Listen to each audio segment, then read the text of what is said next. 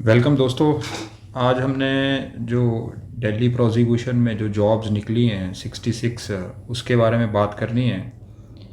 और मैं आपको बताऊंगा उससे रिलेटेड किस तरह से आपने तैयारी करनी है। तो 66 पोस्ट हैं, इसमें दिल्ली एपीपी की जो अभी रिसेंटली यूपीएससी ने एडवर्टाइज करी हैं, जिसमें 20 पोस्ट हैं जो जो जनरल की हैं। ठीक है। और 30 इयर्स एज होनी चाहिए आपकी मैक्सिमम अगर आप जनरल कैटेगरी के हैं।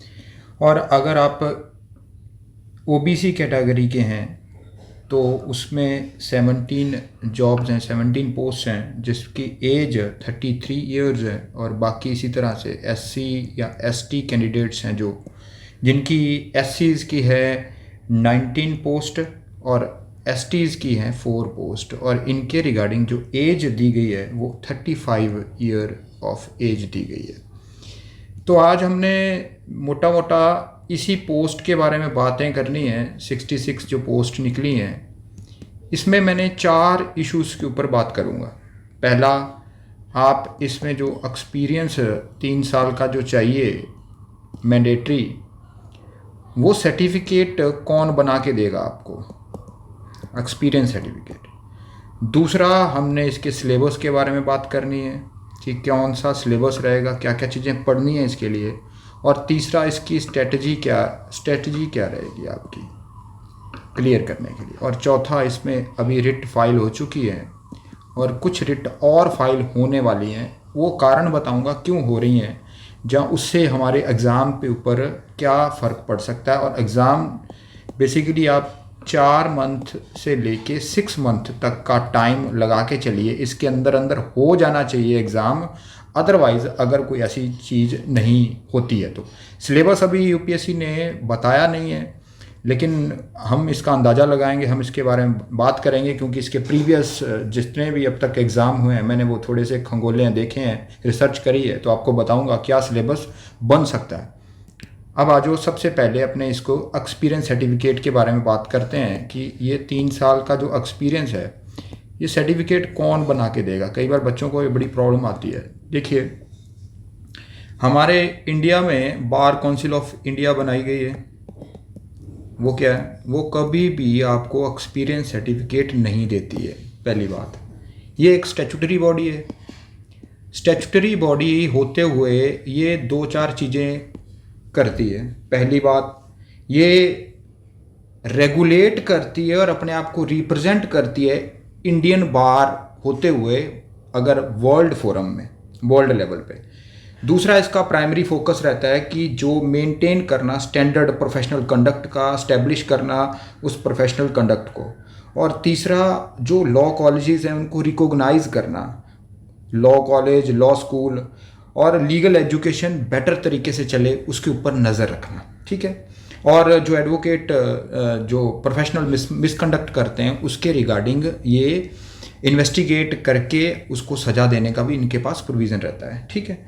उसके बाद बार काउंसिल ऑफ इंडिया सारे काम अकेला नहीं कर सकता, तो इसीलिए हर जो स्टेट ने अपनी बार काउंसिल्स बना रखी हैं। जैसे Punjab and Haryana high court के द्वारा पंजाब एंड हरियाणा जो स्टेट की है एक बार काउंसिल है। इसी तरह से दिल्ली की अपनी बार काउंसिल है। ठीक है। ये काम क्या करती है, ये यहाँ पे कैंडिडेट अपने आप को एनरोल कराता है एज ए एडवोकेट, और ये डाटा तैयार करके रखते हैं कि कितने एडवोकेट उनकी स्टेट की बार काउंसिल में अब तक एनरोल्ड हो चुके हैं। और बाद में ये जो बार काउंसिल ऑफ इंडिया काम करती है वो अकेले काम नहीं कर सकती, तो ये बेसिकली उसी की एक बॉडी बनाई गई है स्टेट के द्वारा, वो ही काम करती है। लेकिन ये लीगल एजुकेशन से रिलेटेड ऐसा कुछ नहीं करती, ये सिर्फ और सिर्फ एडवोकेट से रिलेटेड सारे चीज़ें देखती है। उसके बाद ये कभी भी आपको ये हो सकता है ये आपको सर्टिफिकेट दे दे, लेकिन ये सर्टिफिकेट आपका यूपीएससी में नहीं चलेगा, एक्सपीरियंस सर्टिफिकेट, क्योंकि बार काउंसिल आपको अपने सर्टिफिकेट में, बार काउंसिल जो स्टेट का होगा दिल्ली का होगा, पंजाब हरियाणा का होगा, राजस्थान का होगा, जिस बार में आपने एनरोल अपने आप को करा रखा है स्टेट में, वो आपको एक सर्टिफिकेट दे देगा कि ये बंदे का ये रजिस्ट्रेशन नंबर है और हमारे यहाँ से इस डेट को रजिस्टर्ड हुआ था और अभी तक इसने अपनी जो रजिस्ट्रेशन है विड्रॉ नहीं करी है, ख़त्म नहीं करी है हमसे। तो प्रैक्टिस का तो अभी इन्होंने लिखा ही कुछ नहीं है।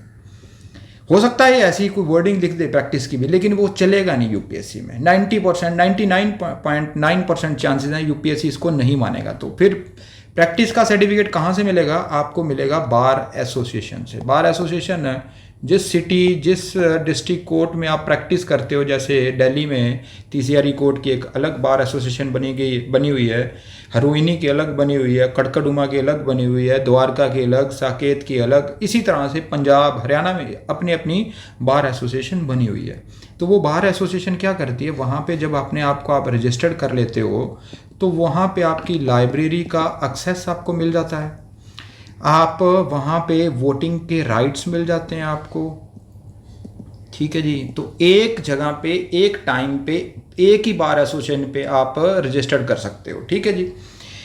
जब ये मिल गए तो ये अपना एक्चुअल में एक्सपीरियंस सर्टिफिकेट आपको इशू करते हैं, जिसमें ये लिखा होता है ये बंदा हमारे यहाँ पे प्रैक्टिस करता है। ठीक है। किसी एडवोकेट के द्वारा एक्सपीरियंस सर्टिफिकेट नहीं बनाया जाता, ये बार एसोसिएशन के द्वारा बनाया जाता है, वो ही देता आपको। और दूसरी चीज,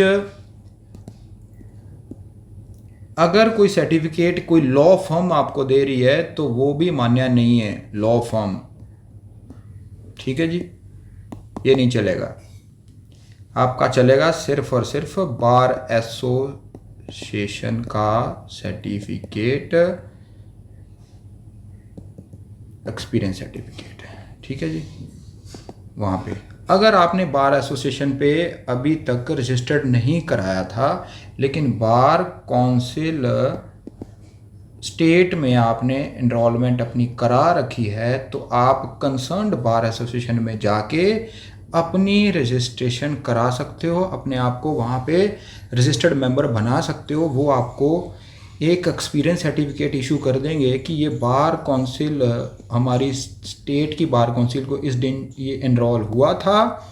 और अगर अदरवाइज़ आप वहाँ पे उसी बार एसोसिएशन पे प्रैक्टिस कर रहे थे, लेकिन आपने उस बार एसोसिएशन की जो है मेंबरशिप नहीं ले रखी थी, तो वो आपको लिख देंगे कि ये यहीं पे प्रैक्टिस कर रहा है, लेकिन आज इसने मेंबरशिप ले ली है। तो ये भी सर्टिफिकेट वेल एंड गुड माना जाएगा बार एसोसिएशन के द्वारा। अगर आप 2021 में उस बार एसोसिएशन में प्रैक्टिस कर रहे थे, लेकिन आपने वहाँ की मेंबरशिप नहीं ले रखी है, तो भी वो आपको सर्टिफिकेट इशू कर सकते हैं। अगर अब वहाँ पे आप रजिस्टर्ड हो जाते हो, उसके मेंबर बन जाते हो, लेकिन वो वहाँ पे ये लिखेंगे कि इस डेट को ये बार काउंसिल स्टेट में एनरोल हुआ था और हमारे यहाँ पे प्रैक्टिस कर रहा है, क्योंकि आप उनको शो करोगे अपने वकालतनामे, अपने ऑर्डर शीट की कॉपीज़ जो भी है होती है, वो उसके दायरे पे आपको वो इशू कर सकते हैं। चलो, ये तो हो गया आपका सर्टिफिकेट एक्सपीरियंस का।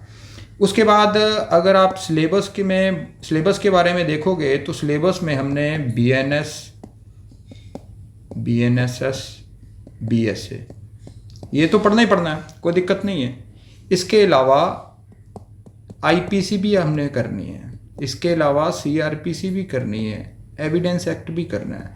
यूपीएससी आपको फैक्चुअल क्वेश्चन नहीं पूछेगी, वो बेसिक कंसेप्ट के ऊपर क्वेश्चन बनाएगी आपका। तो बेसिक कंसेप्ट अपने मजबूत करिए और कंपैरेटिव स्टडी करिए। कंपैरेटिव स्टडी में वो आपसे क्वेश्चन पूछेंगे, जैसे अभी BNS में कौन सी ऐसी नई चीज़ आई है, वो ऐसे एक फैक्ट दे देंगे और बताएंगे ये IPC में कौन सा चार्ज बनेगा और BNS में हो सकता है क्या चार्ज बनेगा, या BNS का कौन सा सेक्शन अट्रैक्ट हो रहा है या IPC का कौन सा सेक्शन अट्रैक्ट हो रहा है।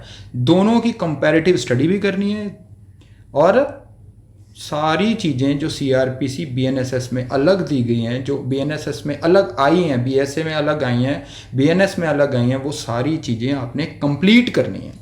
ठीक है जी। उसके बाद आपने केस लॉज के ऊपर बात करनी है, केस लॉ पढ़ने हैं, लीडिंग केस लॉ पढ़ने हैं, जो जब से आईपीसी बन रखी है तब से पुराने वाले ज़्यादा इंटरेस्टेड रहते हैं, यूपीएससी उस पर क्वेश्चन ज़्यादा बनाती है। तो इसमें अब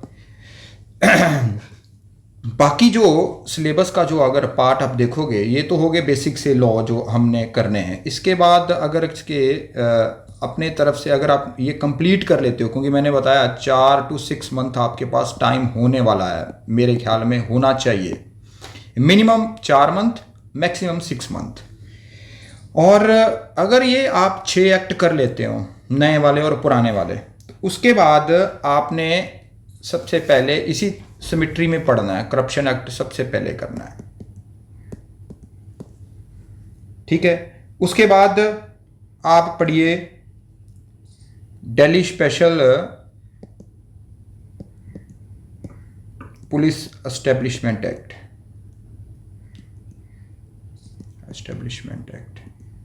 जिसको सीबीआई एक्ट भी बोला जाता है, ठीक है। और तीसरा, इसके बाद आप पढ़िए PMLA, prevention of money laundering act. फिर पढ़िए फेमा, फेमा का मतलब है the foreign exchange management act. ये इसको आप छोड़ सकते हो अभी, लेकिन इसके बाद पीएमएलए के बाद आपको पढ़ना क्या है, सीवीसी एक्ट।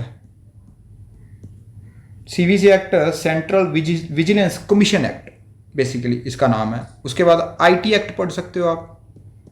अगर ये पढ़ लिए उसके बाद फेमा पढ़ना है, और फेमा के बाद लास्ट में आपने फ्यूजिटिव इकोनॉमिक ऑफेंडर एक्ट 2018 ये पढ़ना है। अच्छा, मैंने आपको ये क्यों बताया है, पीएमएलए, फेमा और ये 3 एक्ट क्यों बताए हैं, क्योंकि यूपीएससी में अभी ईडी के द्वारा 5 पोस्ट भेज रखी हैं एडवर्टाइज करने के लिए। वो हैं असिस्टेंट लीगल एडवाइज़र की, और उनकी जॉब की प्रोफाइल में ये PMLA, prevention of money laundering act, FEMA और फ्यूजिटिव इकोनॉमिक ऑफेंडर 2018 एक्ट उनके वर्किंग में आते हैं, उनके रूटीन का ये पार्ट हैं। तो जो पार्ट हैं ये यूपीएससी अपने सिलेबस का पार्ट बना सकती है अगर दिल्ली एपीपी और असिस्टेंट लीगल एडवाइज़र दोनों का एग्ज़ाम साथ कराएगी। तो मोस्टली हो सकता है इन दोनों का एग्ज़ाम साथ हो, एक हो। ये भी हो सकता है कि सीबीआई एपीपी की जॉब्स निकलें या पीपी की जॉब निकलें और एनआईए के पीपी की जॉब्स निकलें, और इनको भी साथ जोड़ के एक चारों पोस्टों का साथ जोड़ के एक एग्ज़ाम ले लिया जाए।